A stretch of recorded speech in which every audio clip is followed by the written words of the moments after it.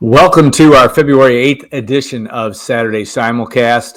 A big win, an important win for Purdue, I should say, last night against USC. And that sets the table for a busy week in Purdue basketball upcoming. But special show today. Every show is special. But Tom Dienhart will join us, talk on National Signing Day. Mark Montieth, who a lot of Purdue fans know from his authorship of Passion Play back in the day of Gene Cady and the Triplets, three amigos, I should say, of Purdue basketball. And then, of course, Steve Wiltfong from On3.com will lend some perspective, not only from a national level, but his view on where Barry Odom is going, as will Tom Dienhart. But good show today, and we appreciate you checking in. Thanks also to the Union Club Hotel. Had a great meal there this week. It doesn't get any better than the 811 Bistro, but we appreciate it. And the Boiler Up Bar, I have to admit, I was in there as well. And prior to dinner, it was great this week. So we appreciate them. So without further ado, we'll have Tom Dienhart first to join us and enjoy the show. Tom, we were both at the Union Club Hotel on Thursday night, or down at Walk-Ons, and watching Coach Barry Odom in the last coaches show in Purdue sports for the foreseeable future, as they're going away next year. But Barry Odom had a big crowd there, and it was fun to see him, and a lot of the National Football Foundation folks showed up. And just your impressions of watching Barry work the room, which he did last night. I thought that, or on Thursday night, I thought he did a good job with that. What were your thoughts? Yeah, cavalcade of stars last night. Assembled in the basement of the Union at Walk-Ons, like you said. Jim Vrujik, of course, Purdue icon, sports information icon, one of our friends, a guy I owe a lot to.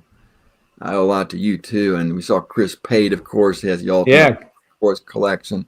Patrick Crawford of Purdue PR was on hand, of course, as well. And just a lot of familiar faces. And, yeah, Barry Odom, like you said, Alan, was working the room, coming by. People were taking selfies with them. It was a big crowd. And I'll be honest, when I walked in there, I figured, I don't need to get there that early. There'll be plenty of seats. And there wasn't a seat to be had.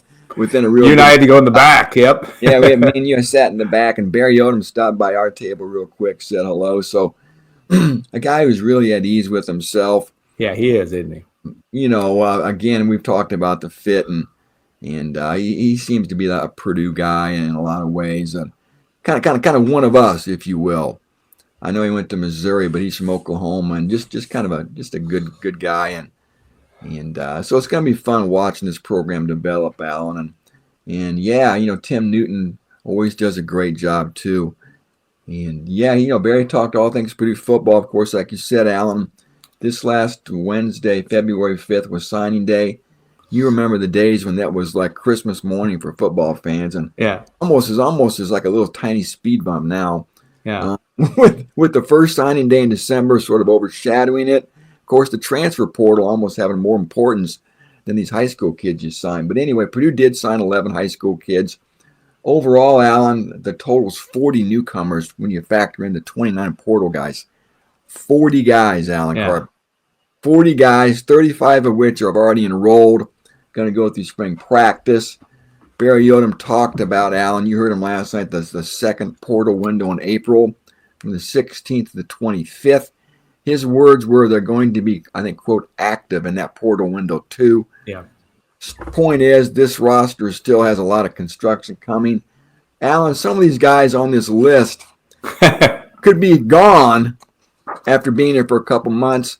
There's certainly going to be transfers from Purdue, and there's certainly going to be more additions. He talked about offensive line and defensive back in particular right now. So just hang on to your hat, America, as far as Purdue fandom goes. This is still a work in progress, and make sure you buy a game program because you're going to need it. Faces, know who's who.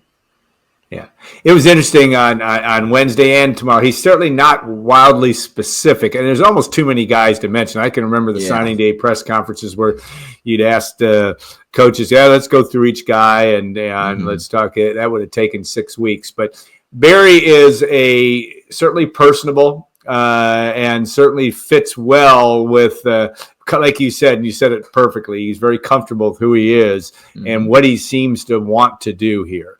Not wildly specific, because it's hard to be specific till he sees guys. They're obviously doing workouts now in terms of strength training, etc. But it is very much that case of trying to figure out what you've got, but he doesn't seem to be too nonplussed by that. And like you said, and we've talked about these two numbers, the 50 and 55 or 55 and 50 at UNLV. This is he seemed to be clear that this is going to kind of be the way it is going to be with Purdue football for the foreseeable future.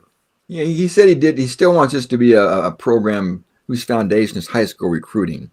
Yeah. So I'd have to think, Alan, when you get into year 3, 4, or 5, that the portal additions aren't going to be this numerous. Ideally, I would think you're out maybe 10 or 12 portal guys a year, not 29.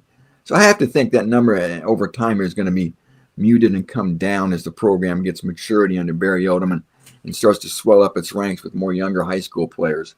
But you're right. His first 2 years at UNLV, like you said, I think it was 50 and 55 he added. And you're right, Alan. It's just a sea of names right now, these guys who got here.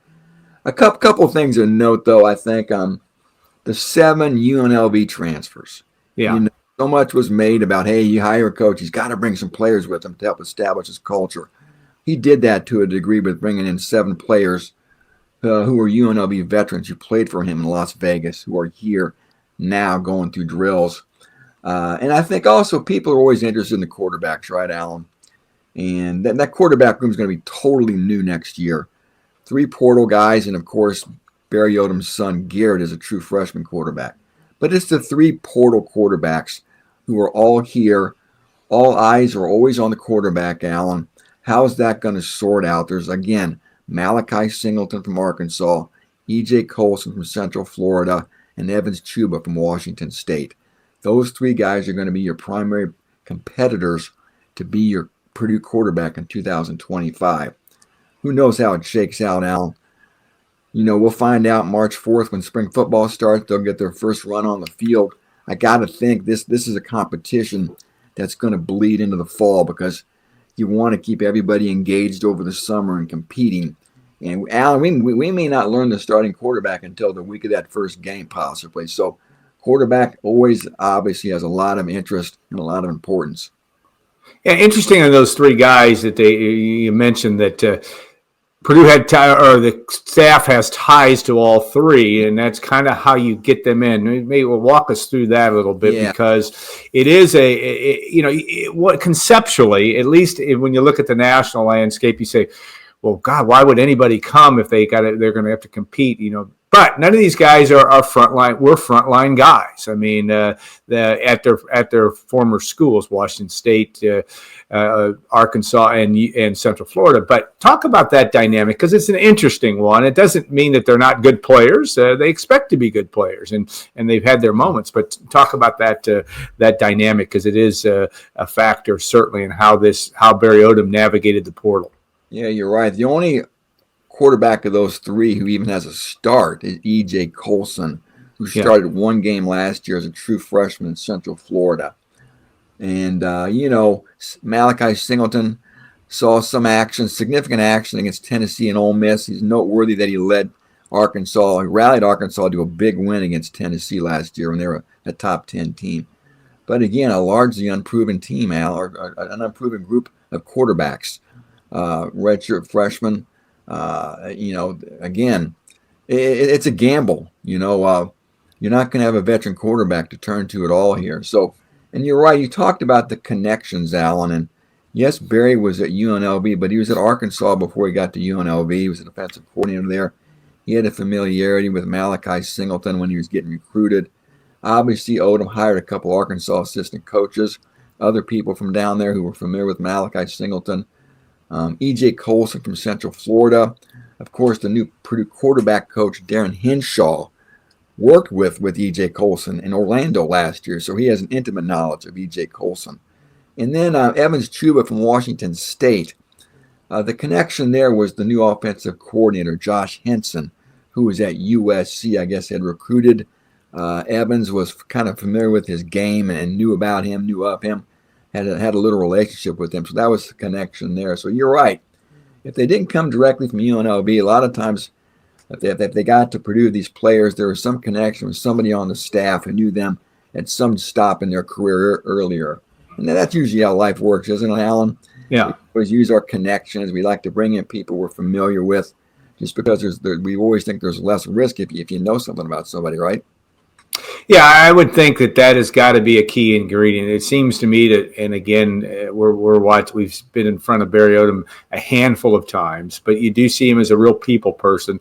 All coaches need to be people, so to speak. But that, you got to have. He just impresses me early on. He certainly not only just working the room, and maybe not since Joe Tiller, and Tiller was never really even as gregarious as Odom seems to be, in my view. But he just seems to be comfortable, and that may, if he can have some success at Purdue, it's going to be a big job. There's no doubt. And while he says he'd like to win right away, all coaches are going to say that. And maybe they can. You don't know, but they're certainly not going to be picked to do so. But he just seems to be comfortable with the process, and he's, like you said, he just happy to be in West Lafayette, but also knows he's got a big job to do. Yeah, you're right. He does, and he's not even 50 years old.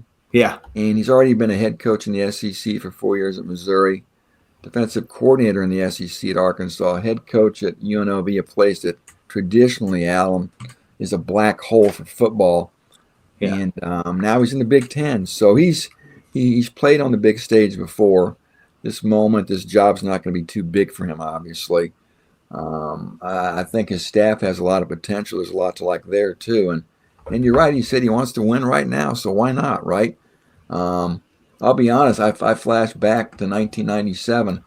I didn't think Tiller had any chance to win it all right away at Purdue. And I'm not saying that Odom can replicate what Tiller did. That was a magical time. The stars aligned there for a lot of different reasons. But like you said, you got to have that attitude, and you never know. If you look at the schedule, Alan, there's at least 6 games on there you think Purdue would have a good shot at, and I think we all know what those games are. So you got to be positive, and Barry Odom's talked about the support the fans give him or have given Purdue, and I think he appreciates that. And I tell you what, from that crowd last night, Alan, down at the Union, I got to think the fan base is going to be engaged and enthusiastic. The fact that the page has been turned, and Alan Karpick, more than anything, there's hope, and we all want hope. There's hope for better days, I think, right? Yeah, no doubt. And I think that's you look at the schedule, and again, we start to do that. And I know you'll be working on the site with position breakdowns and depth charts.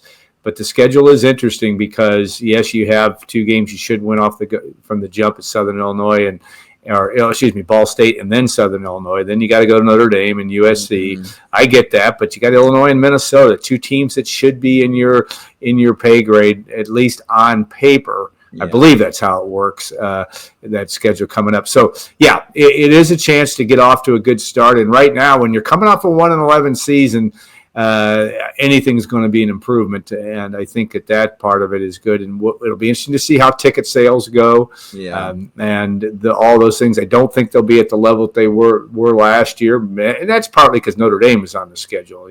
That's a big factor in terms of people buying season tickets. But if they can find a way to maintain a good level of sales, that will also be a good thing. So we got the bucket game here this year, right? USC's coming to West Lafayette, Allen, for the first time since 1976. Is that right? Yep. Right. Ricky Bell. Yeah. And Vince Evans. The basketball program's obviously playing here tonight for the first time ever. The first time they've ever been here. I never recalled that. But, so there's opportunity there, and we'll see. Like I said, March 5th, it all kicks off for Purdue in spring football. April 12th, Allen. People have probably seen the social media tweets from coaches. April 12th will be the spring game, televised on BTN Plus. So there's that. And also, I had on the site yesterday, March 5th is Pro Day. I always get a kick out of Pro Day. I love going over there and watching all the scouts show up in their NFL gear with their stopwatches and clipboards, and watching the Boilermakers run through the paces of running 40-yard dashes and bench pressing and whatnot, and doing their vertical leap. So Marcus Bowe's going to be there. Pretty much the guys you would expect are going to be there working out too. Marcus Bowe, Alan, if you read stuff and talk to people, he's probably going to be a top 100 pick. That's amazing to me, but that's impressive, isn't it? I mean, athletic guy. So everybody's interested in that. Where does he go? Gus Hartwig was in the Shrine Bowl. He's working out down in Florida. He's hopeful. And I think the one guy that intrigues me, and I'm sure a lot of people on if he'll be picked or not, is Kydron Jenkins. Yeah. Is there a place in the NFL for Kydron Jenkins? We certainly know he has the motor, the strength, and the speed, but his size, Alan, what position would he fit in the NFL? So we're all rooting for him, of course, but it's going to be interesting to see if he can land on a roster somewhere in the NFL. Yeah, going to be an interesting storyline. There's always something going on in the wonderful world of football, and nobody covers it better than Tom Dienhart. And real quick too, Al, people saw, speaking of that recruiting, right? It's a dead period now, but the Boilermakers had some players there at the game last Friday. They got a commitment. They got a commitment. One of the kids that was here visiting committed, Rico Schreiber from Marist High School in Chicago, a gigantic offensive tackle, 6'7". These are Alan Karpick dimensions, 6'7", 345 pounds. How about that? Go. That's about three of us. But he committed, so there you go. The first commitment for 2026 is in. And, of course, a lot of these recruits will come visit for spring practices. So we're going to see a parade of these guys coming through campus here when Purdue has spring football practices to watch. And who knows, maybe Purdue will net a couple other commitments sometime this spring too. All right, Tom, thanks so much. Great stuff as always. And like I said, look for his work on GoldandBlack.com. And if you want to become a member, think about that as well. We've got special offers for folks that gift subscriptions, etc. Consider that too. We'll be back in a couple of minutes on Gold and Black Live. Mark Montieth will join us, author of a book that Tom and I remember back in 1988, Passion Play, and has been around Purdue basketball for a long time. Spent a lot of time with Matt Painter's team about 10 years ago too. And then, of course, Steve Wiltfong from On3 will talk a little bit more about transfer portal, where Purdue sits in the marketplace, and what the national landscape looked like in recruiting, in the National Signing Day, and more. So, Mark Montieth joins us, and Mark needs no introduction to Purdue fans because he has covered not only Purdue but sports in Indiana, from Fort Wayne to Indianapolis to West Lafayette to Bloomington for only 10 years, because he's not very old. No, he's been Purdue for a long time, and one of the legends in sports journalism in the state of Indiana. We're always pleased to have him on. And if you're a Purdue fan, he wrote the book Passion Play, 1987, a story of the 87-88 season, and a couple books on the Pacers, and we'll get into that a little bit. But Mark, thanks for taking the time today, and we'll talk a little basketball. Yeah, always good to be with you, Alan. You look at the situation, and we'll start with this year's team, and you certainly watch it from not say afar. You're close enough to know what's going on in the Big Ten. Interesting team, obviously, and you had said initially, tweeted out about how after Purdue made the Final Four, whenever you did that, hey, this is a team that's capable of winning the Big Ten, and as of Friday, Purdue's in first place, a half game ahead of Michigan and Michigan State, I believe. But just talk about that. We've seen this before. Even after Glenn Robinson left, Purdue went on to win 2 consecutive Big Ten championships. But this is there's some really good players on this team with Braden Smith, certainly, and Trey Kaufman, Ren Fletcher Lawyer is a good place to start. Yeah, I really did feel when last season ended that this team would have a chance to win the Big Ten again, with 3 returning starters and some impressive young guys coming off the bench. I felt like it'd be right back up there, and it has. It's been one of the more interesting and fun Purdue teams to watch, and certainly Purdue's had a lot of them over the years. Yeah. underdog guys or, surprisingly good teams. And this is another. I mean, Braden Smith, clearly the Big Ten Player of the Year and quite possibly a first-team All-American. And, point guards are, to me, the most entertaining players if they're good passers, if they make the offense work. And he's great at that and scoring as well. So I've really enjoyed every Purdue game this year. And they're set up now to be in a great opportunity to win or share the Big Ten title. And I hope that fans and players don't take that for granted. Yeah. Now it's all about the Final Four, national championships. But you and I go back to a day when winning the Big Ten was truly a big deal. I remember Judd Heathcote at Michigan State once told me that he thought Bob Knight valued winning the Big Ten more than he did a national championship. As somebody who grew up in a Big Ten state and played at a Big Ten school, Yeah. I mean, to win the Big Ten over the course of a season, that slog that you go through, in a lot of ways is more impressive than a national championship where you have to get hot, win 6 games, maybe get a break along the way, kind of catch some magic.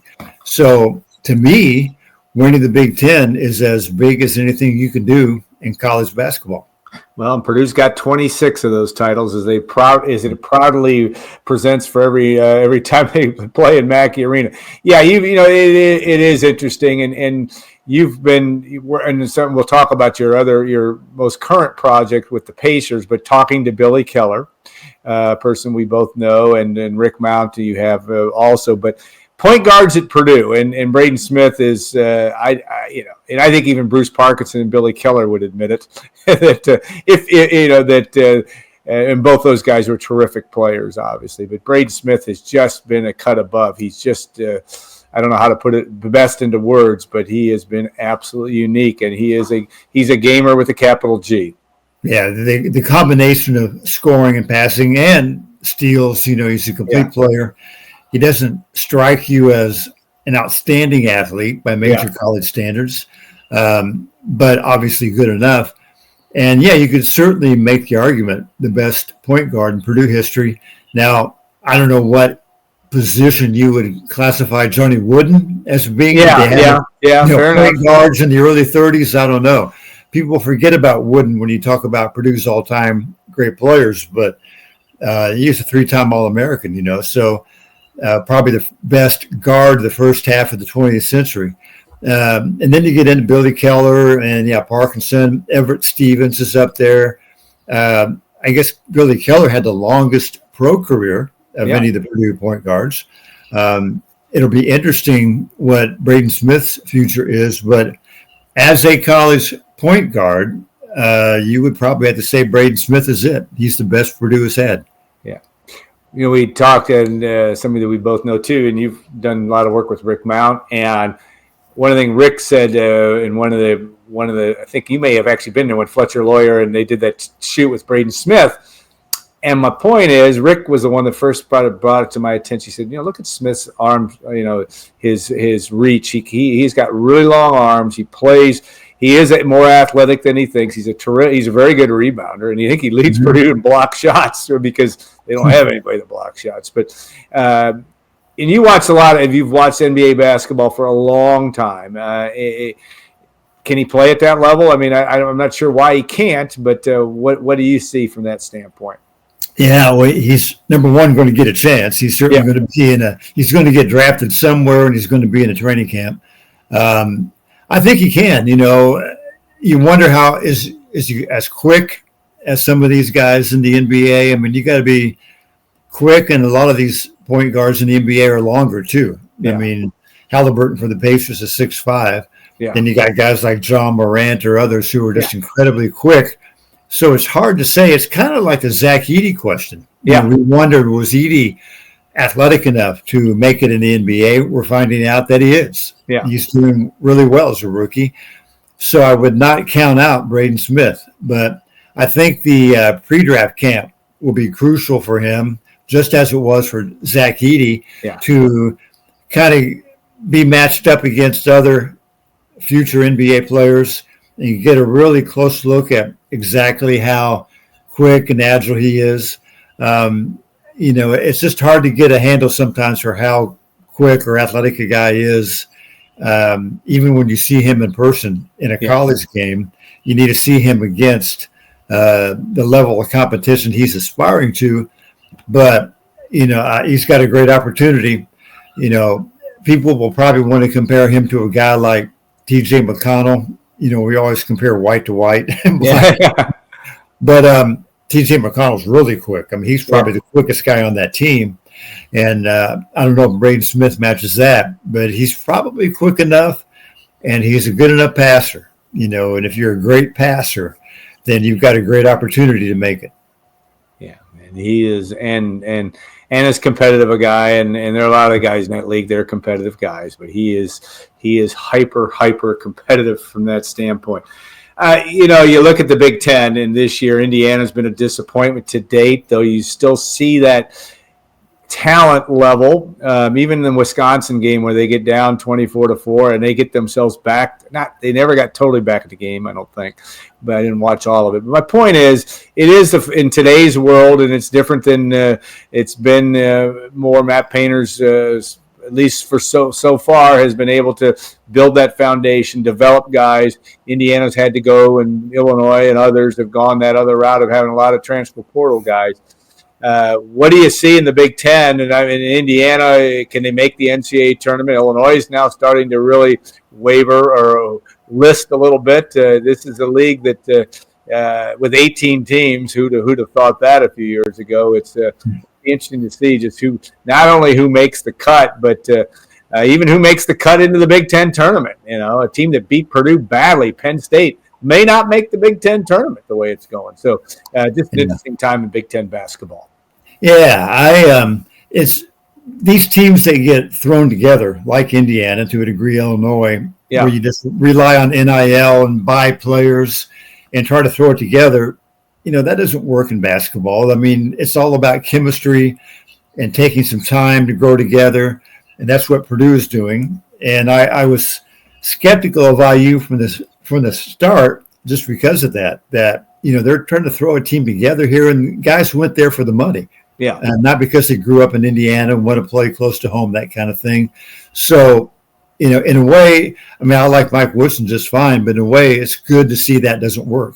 It's good to see that you can recruit high school kids and break them in kind of gradually, unless they're just sensational, and build the team that way, the old-fashioned way. And, Purdue has done that awfully well over the years with Gene Cady and now Matt Painter, and it's happening again. So, I hate 18 teams in the Big Ten, and I hate that you don't play each team twice, but it's just the way it is. Yeah.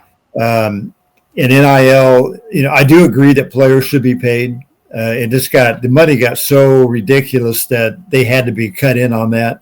So I'm not arguing that, but there's got to be a way to bring this under control and level the playing field. So it's not about, whose alums are going to buy the best players. Yeah. And, but it's great to see Purdue succeeding in this environment. And, they're obviously, it's going to go right down to the end. I think their schedule is somewhat favorable now for them. I mean, Michigan and Michigan State are the only other two teams, in my mind, that can win it, and they're going to play each other twice. And it's unfortunate that Michigan State doesn't go to Purdue this year. So they get a little bit of an edge that way. They've got a lot of tough games coming up, and I just don't think they're more athletic than Purdue. No, I don't think they're a better team than Purdue, from what I've seen. Yeah, I watched their game at UCLA, and they did not impress in that game. UCLA isn't that good, and I didn't think Michigan State. They just didn't play very smart. So they got some losses coming. Now Michigan might be the bigger threat, but they're a new team as well. So I hope that chemistry and experience went out in the Big Ten this year, and if that happens, it'll be Purdue. Yeah. It is interesting because Purdue's going to have to go to Michigan next week. They go to Michigan State. They go to Illinois. They go to Indiana. So it's not an easy road for Purdue, but I also don't think 2 losses is going to get it done in the Big Ten. I mean, I think there's going to be more losses in there, and it is a something that is we have to all get used to in the Big Ten, because that is the way it is. But it is very, very different from that standpoint. Okay, you've had in your book writing days, you in 87, 88, one of the great seasons in Purdue history that ended in a tough spot up at the Pontiac Silverdome, but still a great team and a bunch of great guys. The 87-88 Big Ten, Purdue's first undisputed champion in what, nearly 3 decades, right? In the 88 19 years it would have been, from 1969. But my point is, that was a good group. You had a chance also to follow that while around Matt Painter in his earlier days when Etwan Moore and Rob Hummel were around. But that to do that on a daily basis, as you look back at that, what was that experience like for you? I mean, a ton of work, I know, in getting that basketball book done with Passion Play back in 1988. But really, it was some unique individuals, certainly, in both Matt Painter, his staff, and Gene Cady and company. Yeah, great experience for me to spend, a season with a team day to day and be there for every practice and be in on the coaches' meetings and on the locker room meetings and everything. It's like a graduate course in basketball. Yeah. You really learn so much. And the thing that really jumps out at you in that case is that these games are just the tip of the iceberg. Yeah. Fans see the games and that's their entire focus. But when you see all the practice and preparation that goes into it, you have a greater appreciation for it. And you realize how much maturity it takes to be a successful major college basketball player. There's a lot of pressure, a lot of preparation.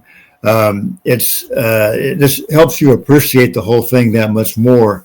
So I really enjoyed all those experiences and have kept in touch all these years later with some of those guys. I had a 2-hour conversation with Troy Lewis last fall and still talk with Everett Stevens and Steve Scheffler occasionally.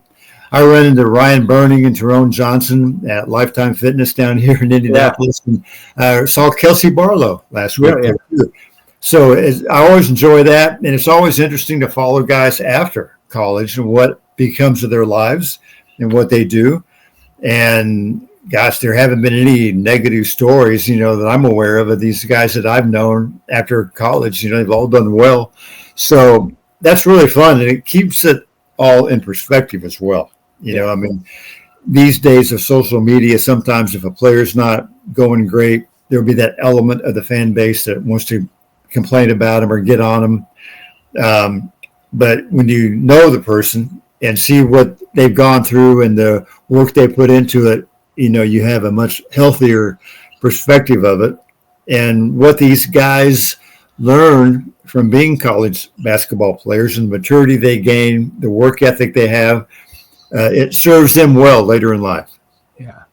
Melvin McCants, who I occasionally hear from the Fringe. I don't know if you've had a chance to talk. I have not talked to him. I think Tom Dienhart actually did an interview with him. He's still in Belgium? In Belgium, Mel's on Facebook, and I mailed. He had lost his copy of Passion Play, so I mailed one to him a few years ago. And Mel's another guy. When Mel McCants, who's from the south side of Chicago, from a really dangerous, bad area in Chicago, when he first moved to Lafayette to start college, he was so afraid, so out of his element, he slept with a knife under his pillow. Yeah. And because he'd never been outside of that Chicago area, and he didn't know what was going to happen. Yeah. And he was a guy who was kind of kept to himself and, just a quiet, nice guy. Great guy. Yeah. And now he's living in Belgium. He played 1 year for the Lakers on the championship team and then wound up playing in Europe. And he meets somebody and gets married and lives in Belgium. And if you had told Mel when he was at Purdue, someday you'll be living in Belgium, he never would have believed it. But that's what can happen. Love Mel. He was a good guy, like you said, kind of a closet funny guy and a very, very good college basketball player. Oh yeah, he was at that. I can remember when it was in the 87. Right, against Northeastern, and he got into a little fisticuffs and with that one, I can't think of the guy from Northeastern. It wasn't Reggie Lewis, but Mel could get it going if he got if people were getting after him, he'd get after them. That's for sure. Yeah.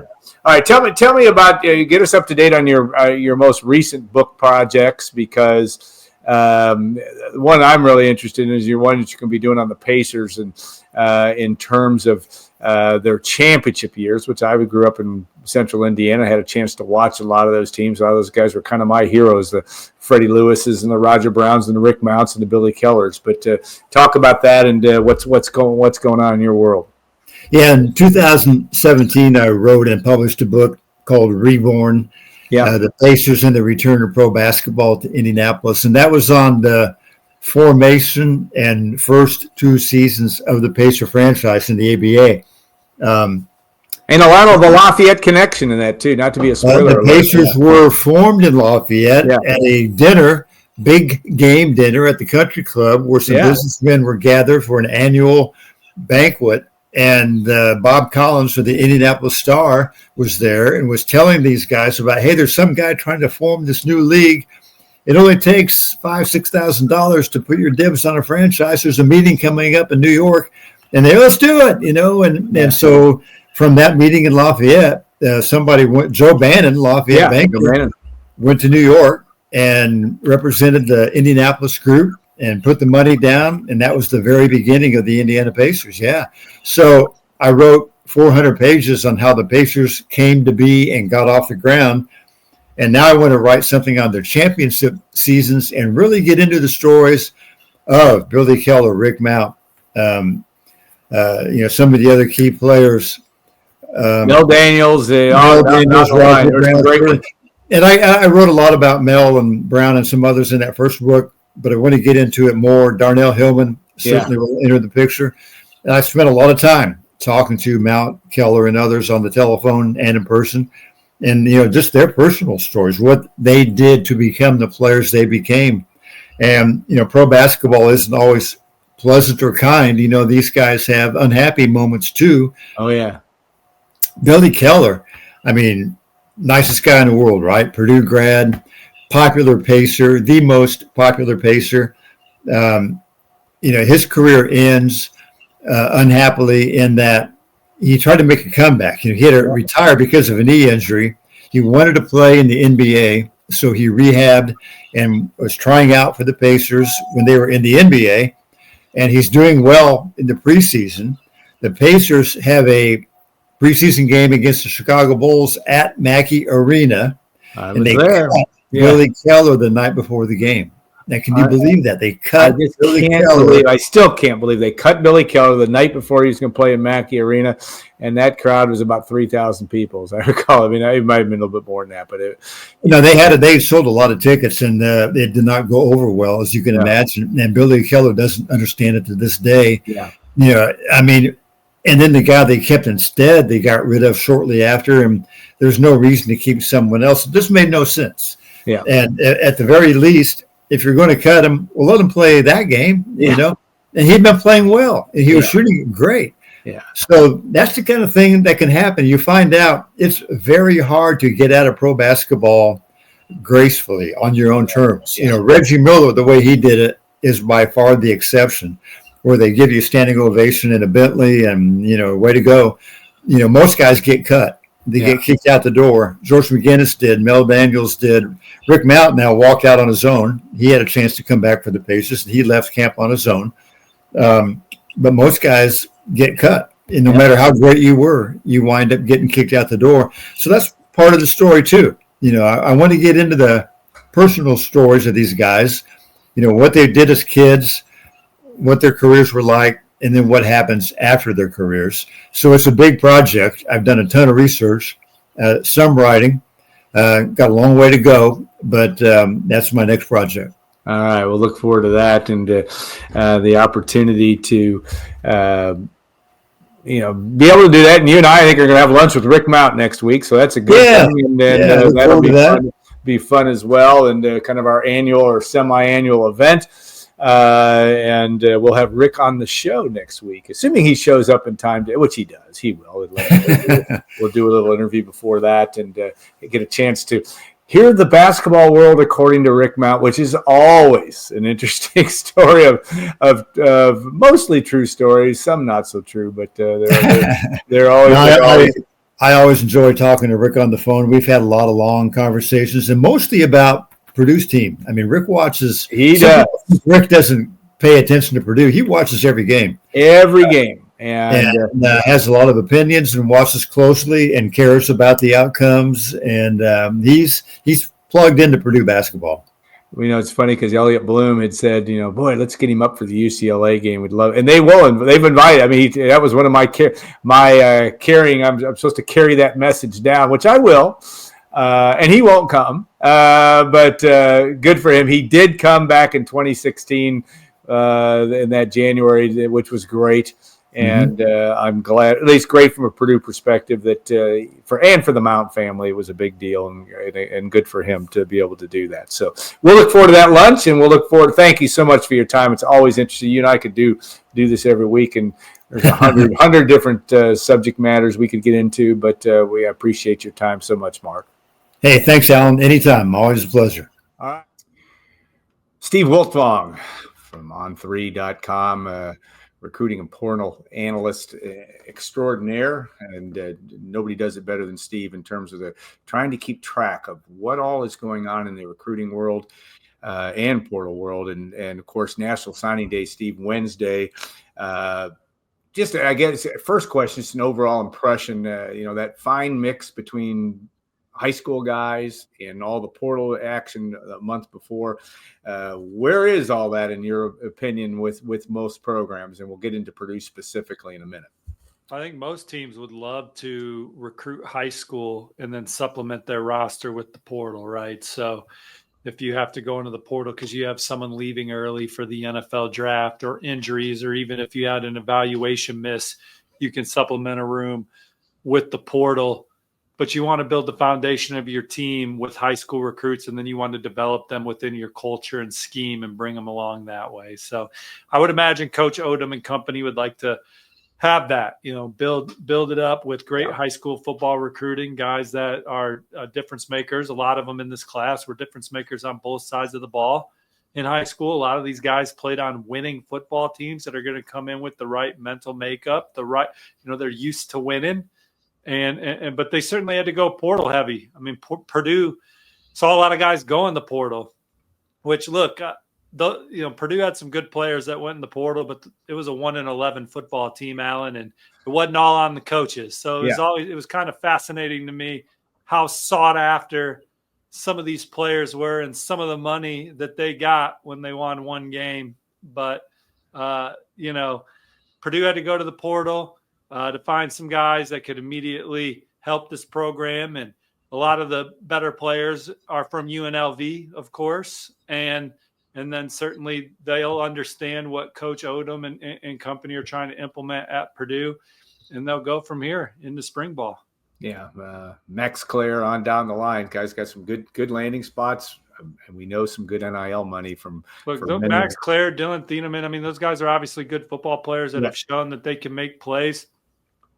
The team was 1-11, and you would have looked up in the portal and saw all these Purdue guys sought after from all these fantastic programs, and you would have thought that they were coming from an 11-1 team, not a 1-11 team. I mean, it's the great Charles Barkley said, someone's going to score and someone's going to rebound, so you're going to get some stats. But did you win? Yeah. So we'll see what happens at their next stops. Ohio State, Oregon, North Carolina, Texas.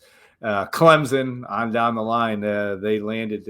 Purdue did land some folks. Okay, Thieneman and Clare are legit, though. I'll say that. Oh yeah, those are two guys that are going to make impacts, I would think, at both stops at Oregon and Ohio State, respectively. Now, you look at that, Coach Barry Odom, and he kind of parroted what you said. He yesterday on Wednesday in the press conference. He'd love to have that baseline. Not everybody can be Matt Painter in basketball, where you really have that foundation. In basketball is a whole different animal. I get it, but talk about that struggle to do that, because he's going to have 27 portal guys and or transfers in one form or another. It seems like that will be the norm, but does that mean you take a 12 to 15 player class in high school? I mean, what do you see not only for Barry Odom, but for schools like Purdue as they try to navigate this new environment? Well, I think you would always want to take over 20 high school players Yeah. if you can find the right caliber of guy that fits your culture and your scheme, and you think can help you win at a high level in the Big Ten Conference. Again, that's where it's, for me, my opinion. Yeah. That's where I would start. But the portal, you got to keep guys out of the portal too. So roster retention is going to be a big key for Purdue moving forward in this Barry Odom era, because as we see Purdue improve, and I think they will improve, that means that people are going to hover around their program and try and tamper with Purdue football players. So roster retention is another key element at a place like Purdue to win big. And Luke Fickell has talked about that with me at Wisconsin. Matt Rule has done the same at Nebraska, making sure that your key players are happy, they're getting taken care of, and they are being retained so they can continue to grow in your outfit. When you look at revenue sharing starting on June 30th, assuming it all comes to pass as expected, how do you see that landscape? I mean, it still, to me, looks like Ohio State's, the big boys are still going to have access to the top talent. Purdue's almost never recruited in football in that realm. How do you see this playing out? Does it provide, in your view, will it be a little more of a level playing field for Purdue just because there's revenue share? Or do you still think the big boys will keep the favor going? Well, certainly it'll help with roster retention. I think, obviously having more capital to keep some of your players because of that revenue sharing and being in the Big Ten Conference and what that's going to mean for the bottom line.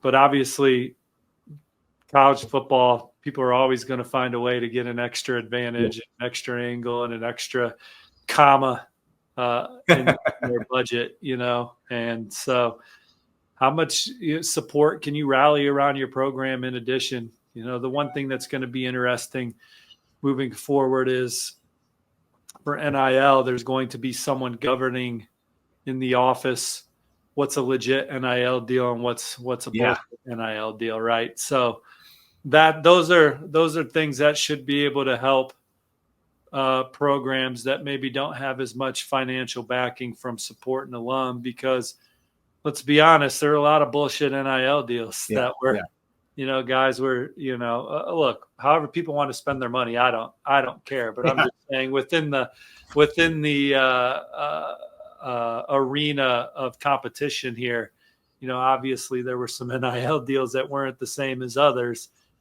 from a prestige standpoint, but from a dollar standpoint, even. Yeah. And it's going to be an interesting, and that clearinghouse or whatever that's going to look like is going to be fascinating, whether it has any teeth at all.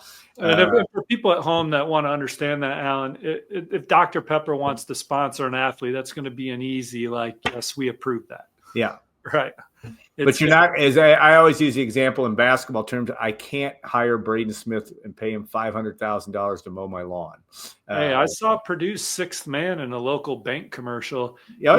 He's at Duke now. I don't know if I'm banking somewhere because Purdue's sixth man's telling me to bank. These are the times, baby. Yeah, and you'd best endorse it, best embrace it from that standpoint. All right, who around the Big Ten? Who were some of the big winners in your view yesterday or Wednesday? And again, I understand this is a Wednesday, wasn't the whole day like it used to be way back in the day. But talk about some of the. I assume it was the usual suspects in your view, but tell me what you saw around the league, and were there any surprises? Well, obviously, I think you saw Oregon top the conference rankings, Ohio State, Michigan, Penn State. I mean, those are the teams. USC in the top 5. How about Washington at number 7? Top 25 class there. Rutgers finishes top 10 in the conference at number 9. Look, you got a program like Iowa. They're at number 11, Illinois at number 12. I mean, Iowa consistently churns out NFL talent. Illinois is a program that's coming off a 10-win season, right? And a big win over South Carolina. Right. in the Citrus Bowl. Recruiting rankings are just a preview of what your team could potentially be based on what On3 and other outfits rank your recruits. But On3, we don't have a football roster. We're not ranking kids in a way that would be conducive for us to win a game on Saturday. So Iowa, they recruit the players that fit their culture, fit their scheme, guys that have upside, guys that fit their mentality, and they typically get a lot out of them. And a lot of those guys hear their names called in the NFL draft year in and year out. That's a good recipe, a good script to be done with their own flavor, of course, here at Purdue. And I think being a hard-nosed, tough, physical football team is the core of Iowa. Being an aggressive defensive football team that turns you over, gets after the quarterback, can be stout against the run, has been their identity under Coach Phil Parker. And if you look at the way this Purdue team is built, I almost said Missouri, Coach Odom's alma mater. Yeah. They have the coaching staff in place to kind of emulate again in their own style and flavor a football team that has a chance to be very physical, very exciting on defense, one that gets after the quarterback, and then one that turns you over. I mean, UNLV, that was kind of their calling card. I know on offense with Coach Marion, they got a lot of buzz for what they did schematically on offense, but defensively, they were fun. I mean, they were really challenging for quarterbacks pre-snap to know where their danger zones were. And they took advantage, and they get after you and they pressure you, but they're tough. And that's really what stands out to me about this Purdue staff right away. Coach Walters was a good dude with a defensive background as well. Coach Odom has a presence to him. He's an alpha, and you can feel that. And with what the Big Ten is now, if you're going to win at a place like Purdue, Iowa, Illinois, you kind of need a badass, tough guy in the corner office that can set the tone for how your football team's going to carry themselves. And Coach Odom fits in with that. You know, one of Missouri's all-time leading tacklers from the linebacker position. He coaches and leads a football team like he did as a captain in college, you know, and Illinois, Brett Bielema is not scared of anybody. Yeah. You know, I mean, so, and he's an Iowa guy that coached at Wisconsin and Illinois. And then Kirk Ferentz is as confident in his process and how they do things at Iowa as anybody. And so I'm excited about the trajectory of the Purdue program because of just the man Coach Odom is and the way he can lead and get players to follow him. UNLV is coming off their first double-digit win season in the history of the program, being an FBS program.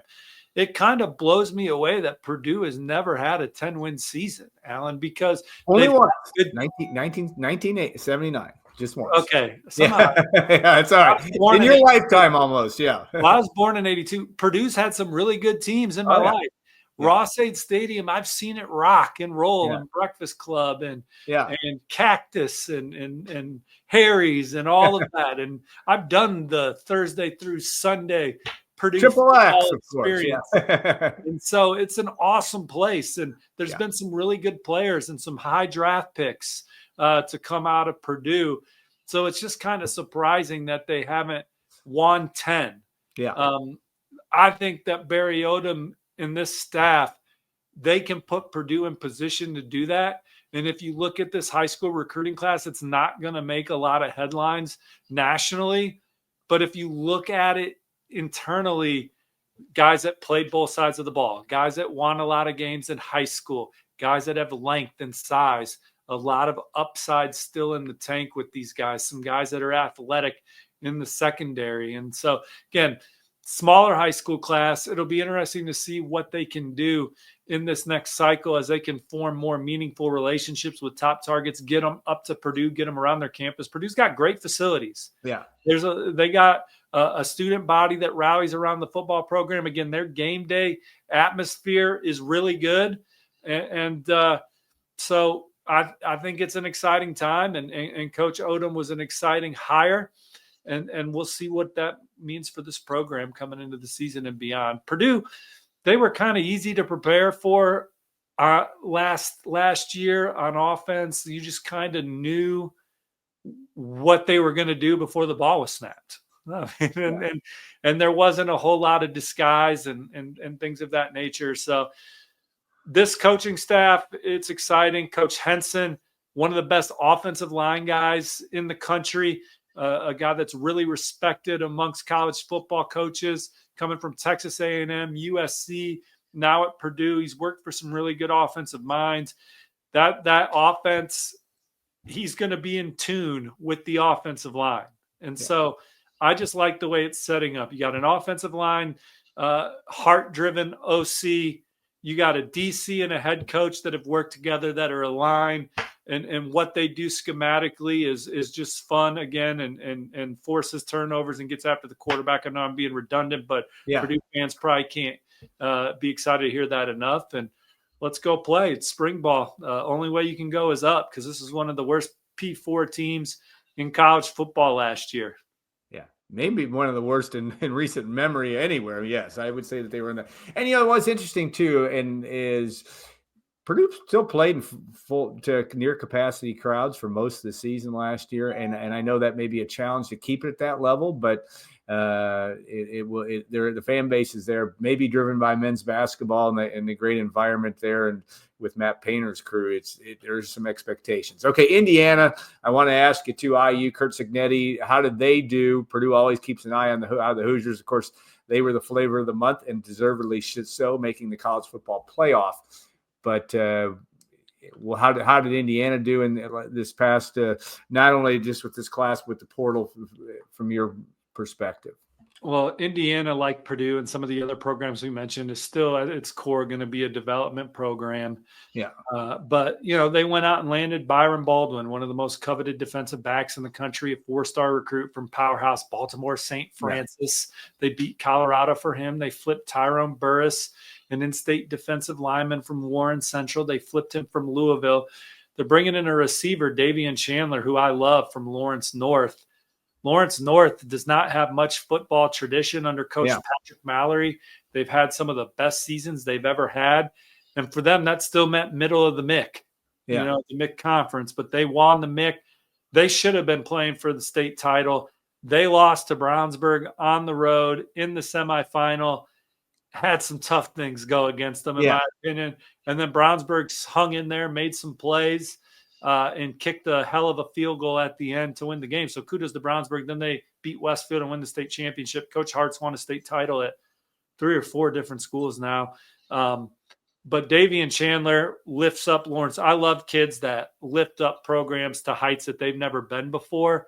And I thought Davian Chandler helped Lawrence North go to a place like Purdue. Purdue's not going to like matching up with Davian Chandler, but Tristan Abram, they beat Michigan on.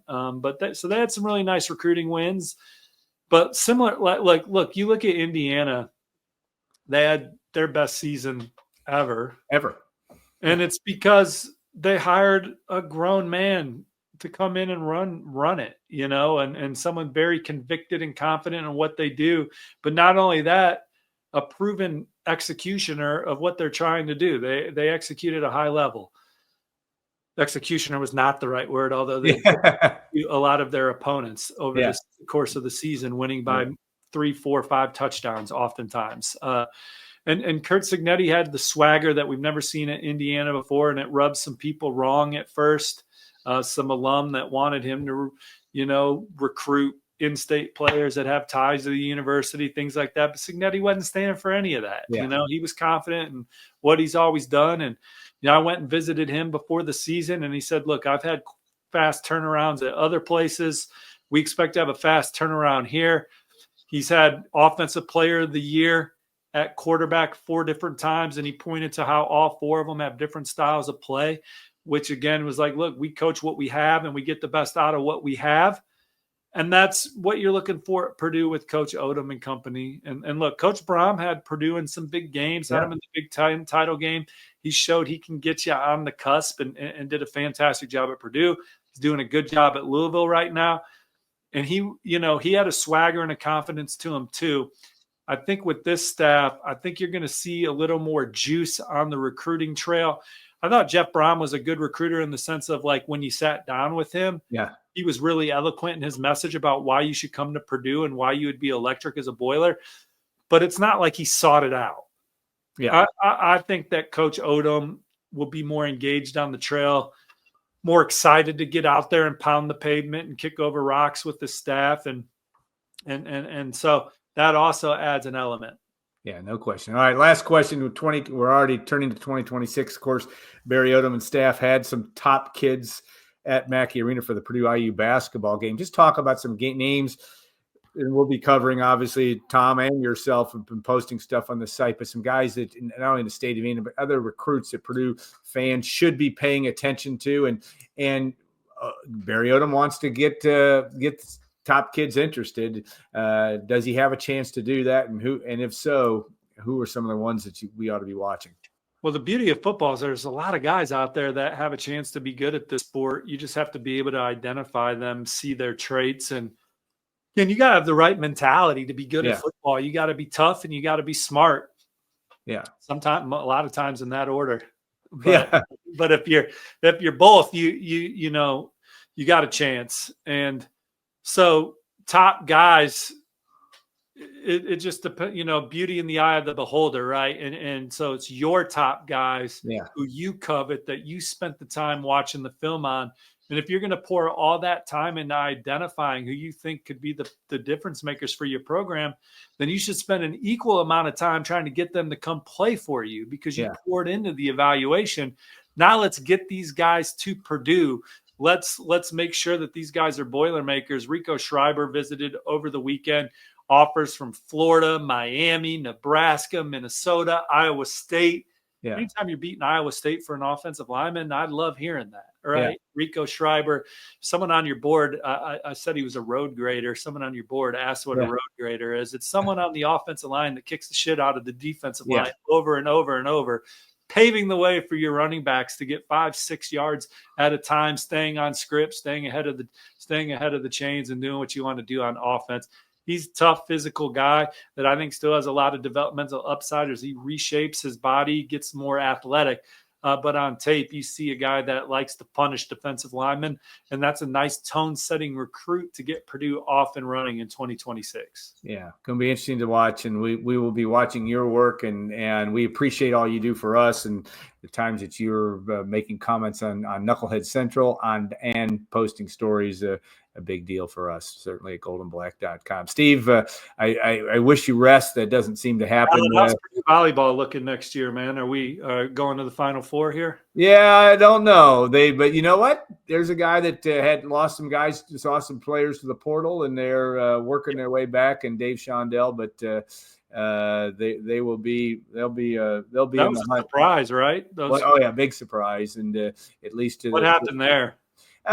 Situation, it's hard to know for sure. I think, with Chloe Chicoine, she took the opportunity at Louisville. Then their coach leaves. We understand she may still stay there.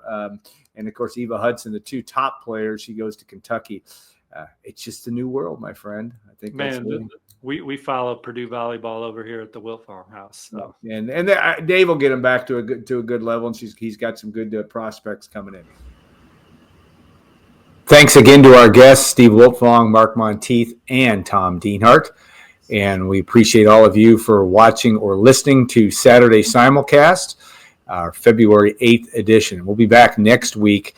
It'll be a game day. Obviously, Purdue takes on Wisconsin on the 15th, but plan to have scheduled, I should say, Mung Chang and Purdue President Mung Chang, I should say, and Boilermaker legend Rick Mount will join the show as well. So we appreciate all of you. Thanks again to the Union Club Hotel, Boiler Bar 811 Bistro, Leaps Coffee. We appreciate all that they do for us. So have a great rest of your weekend. Thanks for joining us, and we'll see you next week on Saturday Simulcast.